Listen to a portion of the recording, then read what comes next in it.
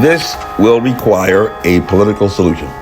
These were the words written by Captain Brett Elliott Crozier, an Annapolis graduate and captain in command of the USS Theodore Roosevelt that had come to port at Naval Base Guam after an extended port of call in Da Nang, Vietnam. After his nuclear aircraft carrier experienced an outbreak. Requires a political solution. Hello, my name is Major Mike Webb, and I am the former operations officer for all U.S. Army strategic counterintelligence in the continental United States. And back in the late 1990s, I played a critical role in the formation of the intelligence activity that was supposed to have alerted the former president about an emerging health crisis in China as early as November 2019, according to George Stephanopoulos and ABC News, in a report that aired last April. And in the last segment of this video series, we began to explore some of the political considerations arising from the question as to whether a novel coronavirus was the product of a zoonotic evolution or a lab, a topical discussion by decision makers currently in Washington. However, neither elected nor appointed as a political leader and presently in a school board race without even a party affiliation, we shall depart the politics of a pandemic for the next few moments to discuss the science. But it does, to a reasonable person, raise a reasonable suspicion. Very diplomatic. Political solution. Today, over 60% of adult Americans have volunteered to be vaccinated for protection against this pathogen that has claimed the lives, just in Virginia, of over 11,000 residents. But what should at least, and infections over 800,000, but what should at least raise some questions is why, if any pathogen has been attributed to the deaths of over 500,000 Americans, the president might reasonably place such high reliance on volunteerism to be administered a treatment to arrest the spread of this devastating threat that had closed businesses, hospitals, and schools, disrupted economies, altered the American way of life, and that most regrettably, especially amongst the elderly, been attributed to so many deaths. If you are going to war and need to mobilize, you do not rely on a volunteer army. You go for a draft. Governors certainly expressed no concerns about imposing limits on social gatherings, regardless of a right of a people to assemble, nor even to mandate facial coverings, regardless of whether or not they presumed your infection or not. And while some, like Senator Mark Warner, use the rationale that if Fauci said he would do it, others actually cited to a United States Supreme Court case that was decided in 1908 and arising from compulsory vaccinations for smallpox, where you had a whole bunch of anti-vaxxers back then for various reasons. Some credible, some based on their feelings. So what is the difference between, say, smallpox and the flu, scientifically, for which persons volunteer each year for vaccinations? Well, the flu annually worldwide has been attributed to 500,000 fatalities, about as many lives as have been lost in America alone to a novel coronavirus. But the strongest statement that he has made so far, looking you in the eye and telling you the truth in the Great American Rescue Plan address, was what? Because you want the truth. Only said that he needs you to get vaccinated, but left that choice entirely up to you. Just as on Sunday, this Sunday, many in Northern Virginia may return to in-person worship, or not, on an honor system, only required to wear a mask if they did not volunteer to be vaccinated, which would be an interesting lawsuit at that church if somebody lied and this was a highly contagious disease like smallpox and somebody happened to get infected. If you know church folk like I know church folk growing up in a church, I swear you, they will sue you, Christian or not.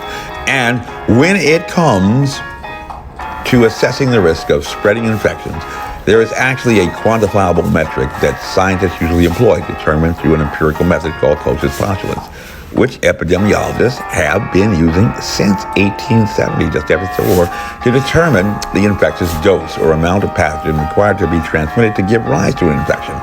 But for unknown reasons, maybe political considerations, In a pandemic crisis, this was never done.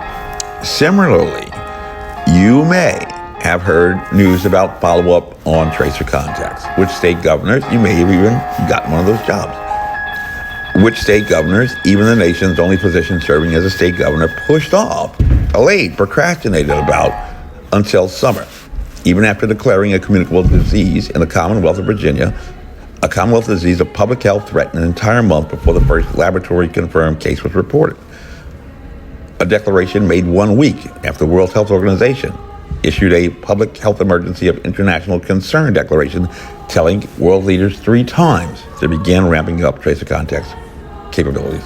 But tracer contacts, in addition to assisting in identifying the incidence and prevalence of an emerging pathogen in a population, provides raw data, empirical data, clinical data in individual cases to determine a secondary attack rate, which for a highly contagious disease like smallpox, involved in the case of Jacobson, Massachusetts, has been determined to be 60%, or for measles, one of the most infectious diseases known to mankind, that has a secondary attack rate of 90%.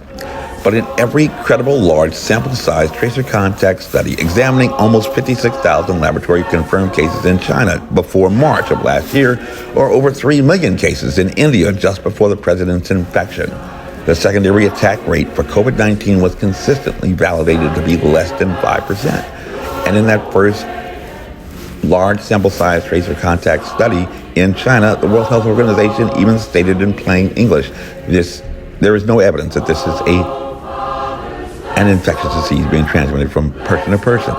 And even the World Health Organization assistant director who led that study stated in March in Vox Media of 2020 that with the flu, that number would range between 20% and 40%, making COVID-19, by quantifiable measure of risk, at least 4 times less infectious than the flu. Another anomaly by the science. And this requires a political solution. Highly infectious diseases for which vaccines like smallpox share certain characteristics that COVID-19 simply does not possess. They tend to be the smallest in genome mass, while coronaviruses, as we noted, are the largest.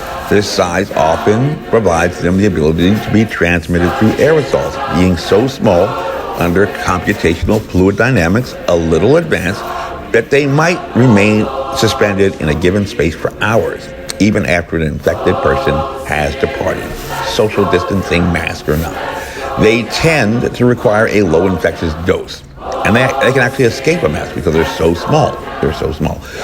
And for this reason, they most often have what is described as a fomite infection risk, or risk of indirect infection through contact with contaminated surfaces. However, recently in widely publicized statements, the CDC has stated that COVID-19 has very little risk of infecting anyone through contact with a contaminated surface. And the risk of aerosol infections is not even included as a possibility on the website for the Virginia Department of Health.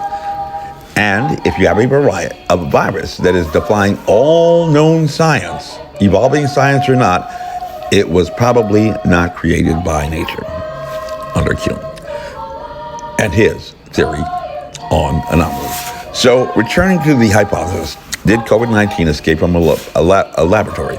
Well, even acknowledging the plausible scenario offered by Dr. Redfield that some negligent worker in a laboratory managed somehow to get infected while working around hazardous materials. Now, we did have some scientists here in Northern Virginia that may be capable of that. If it was a pathogen like the highly contagious smallpox or measles, there would certainly be cause for concern. But recall that this particular novel coronavirus has only a risk level secondary attack rate of 5% and should not, with that bandwidth, have been able to go very far. Kind of like the minnow on a 3-hour tour from Honolulu, moving at 20 miles per hour at most. Even if it had, wink, wink, escaped. And this will require a political solution. This briefing is unclassified. My name is Major Mike Webb, and by God, I am running for Arlington Public School Board. Let's keep Mike Webb away from our schools. Honest.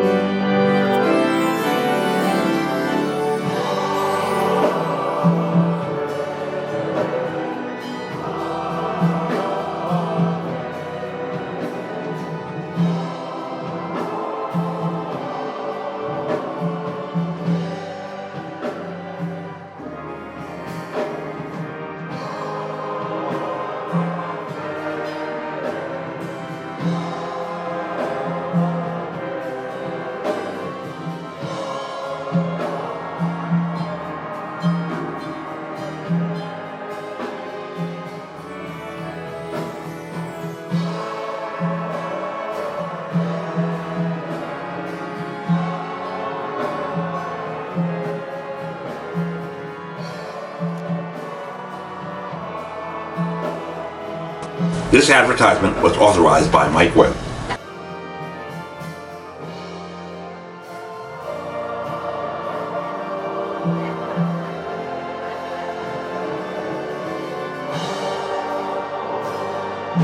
Thank you.